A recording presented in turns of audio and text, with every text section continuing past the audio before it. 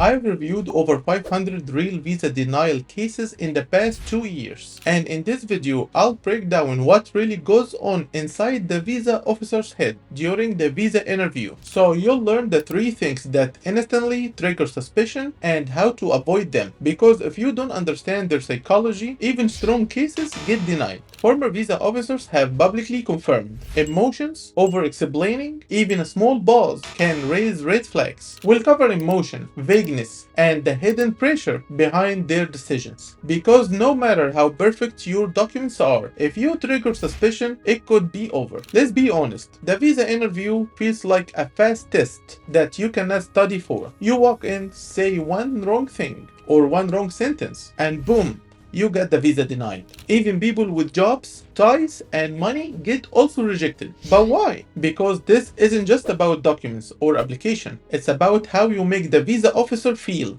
I know how frustrating that sounds. I've worked with so many people who did everything right on paper, but got caught off guard in the interview room. Now, I made this video to give you the real tools the former visa officers and immigration attorneys are talking about behind the closed doors. Because you deserve to understand the system you're walking into, and more importantly, you deserve to win. By the way, if you're new here, hi, my name is Abanob. I'm a foreign trained attorney with a master's degree in the US law, and I'm the founder of VIP US Immigration. I've worked with immigration attorneys and real clients for years, and recently I was invited to speak at the ALIA annual conference. This is the biggest immigration law conference here in the United States. Also, I've helped many people prepare for this exact moment, and now I want to help you. You might notice my English isn't perfect because it's not my first language, but I always say I make these videos in English because I want to reach as many people as possible. So if you're okay with that, thank you. Now, visa officers are trained to detect signs of nervousness, but here is the twist.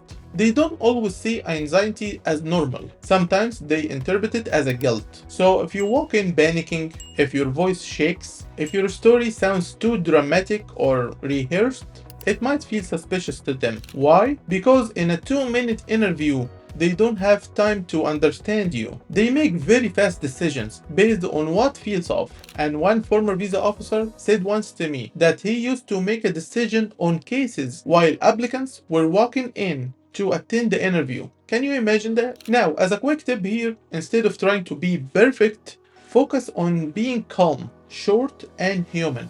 You're not giving a speech, you're having a 60-second conversation. There is one thing worse than being emotional, trying too hard to explain. Let's say the visa officer asks you, why do you want to visit the US? And you say something like, well, I have a cousin there, but not really close. And I'm going for tourism, but I also might check out some universities. But I'm definitely coming back because I have a job here. And no, just stop. You just triggered suspicion right there. Because over-explaining equal uncertainty, and uncertainty equal risk. Visa officers are looking for short, focused answers. They don't have any time to listen to you or to your over-explaining stories. Now, when you talk too much, they assume you're hiding something, even if you're not. Here is a better way. You can say something like this: I'm visiting for tourism, I have 2 weeks off from work, and I'm excited to see New York. You see, this simple, clean, and confident. Now let's talk about one of the biggest traps of all, vagueness. Vagueness is just a blank check. It invites the officer to imagine the worst. If you say, I'll stay with a friend, but don't say who, or if you say, I want to explore some business ideas, but give no details, they start thinking, is this person hiding their true purpose? Remember, visa officers don't have time to guess your intentions. If you feel unsure, they default to denial. Fix it with this rule. Every answer should sound like something they could write in their notes in one line. Something like this: I'll stay with my cousin John in New York, that I haven't seen him in 10 years. Or something like, I'm visiting Disney for 5 days and I already brought the tickets. Before we wrap up this video, let's talk about something bigger: the hidden pressure on visa officers. So you're not the only one under pressure here. Visa officers are too. They have a daily quota to meet. Sometimes hundreds of interviews per day. No breaks, no deep dive in your story, just fast decisions. Some even face unspoken pressure to keep the approval rate low. So they look for shortcuts: voice tone,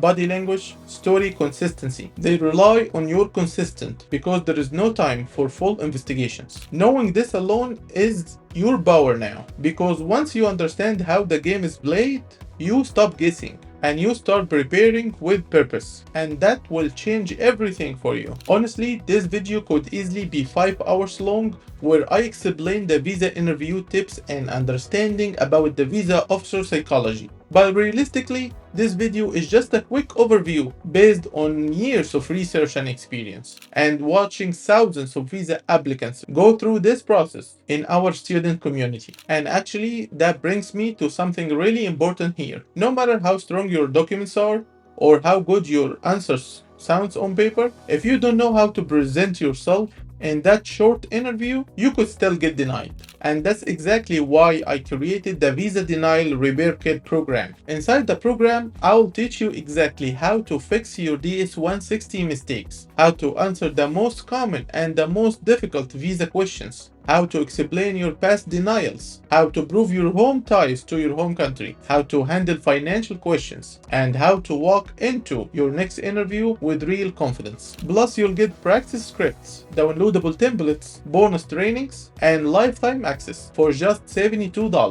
The reviews have been amazing, and you'll also be part of our student community, where I personally will answer questions and help people just like you get closer to their visa approval. So if you're ready to finally take control on your visa case, click the link below and enroll now. Otherwise, if you're still figuring things out, feel free to check out my social media for free resources. I link all of them below. And don't forget to like this video if you like it, subscribe, and watch one of these videos on the screen now. And if you're still here, this part is very important to remember. I am not a licensed US attorney in the United States at the time of recording this video, and therefore I don't provide any legal advice or consultations on individual cases. My content here is to raise legal awareness and share educational tips based on my studies, work, and real-world experience in the US immigration law. Nothing in this video should be seen as legal advice or substitute for speaking with an immigration attorney. But if you found this helpful, subscribe now, share it with your friends, and let me know in the comments if you have any questions. Your journey matters, and I'll be right here with you. Thank you for watching, and I'll see you in the next video.